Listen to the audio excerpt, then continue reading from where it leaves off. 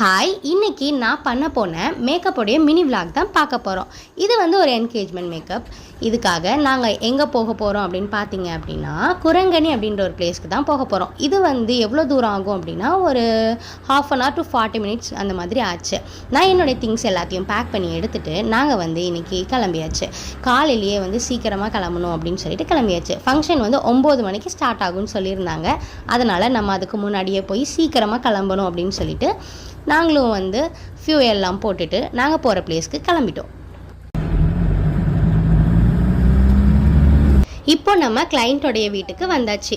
இது வந்து சர்ச்சுக்கு உள்ளே தான் வந்து பின்னாடி ஒரு காம்பவுண்ட் மாதிரி அங்கே தான் வந்து கிளைண்ட்டோட வீடு இருக்குது.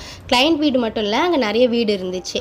இது வந்து சர்ச்சுக்கு வெளியில் அவங்க வந்து ஸ்டேஜ் போட்டு வச்சுருக்காங்க. அவங்க தான் வந்து ஃபங்க்ஷன் நடக்கிற மாதிரி வந்து அழகாக செட் பண்ணி வச்சுருந்தாங்க. நான் வந்து உள்ளே வந்ததும் நான் வந்து ரிங் லைட் எல்லாமே ஆன் பண்ணி செட் பண்ணி வச்சாச்சு. அவங்களுடைய ஸ்கின் ப்ரிப்ரேஷனாக நான் வந்து பண்ண ஆரம்பிச்சிட்டேன். ஜெனி வந்து ஹேர் ப்ரிப்ரேஷன் பண்ண ஆரம்பிச்சிட்டா. ஹேரை வந்து க்ரிம் பண்ணுறதுக்கு ரொம்ப டைம் எடுத்தது. ஏன்னா ரொம்ப லாங் ஹேர், நிறைய டென்சிட்டியாக இருந்தது.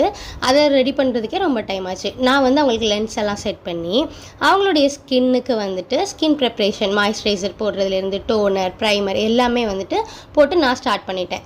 இவங்களுக்கு வந்து ரொம்ப ட்ரை ஸ்கின் அப்படின்றதுனால நான் வந்து அவங்களுக்கு செட் ஆகிற மாதிரியான மாய்ஸ்சரைசர் வந்து போட்டிருந்தேன்.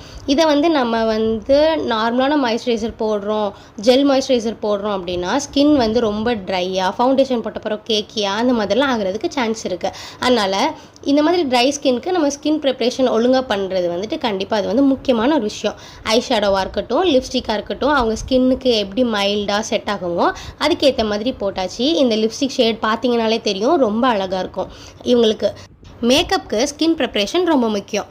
அப்படி பண்ணிட்டோம் அப்படின்னாலே ஃபில்டர் எதுவுமே இல்லாமல் ஸ்கின் இந்த மாதிரி நீட்டாக அழகாக இருக்கும். அதுவும் இல்லாமல் இந்த கிளைண்ட்டோடைய ஸ்கின்னே ரொம்ப நல்லா இருந்தது.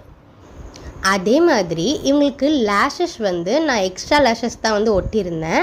அதை ஒட்டிட்டு அவங்களுக்கு என்ன பண்ணேன் அப்படின்னா, மஸ்காரா போட்டால் அவங்களுடைய நேச்சுரல் லேஷஸும் இதுவும் வந்து அழகாக ஈவனாக ஒன்றா தெரிகிற மாதிரி, தனித்தனியாக தெரியாத மாதிரி அழகாக நம்ம வந்து ஃபைன் பண்ணியாச்சு.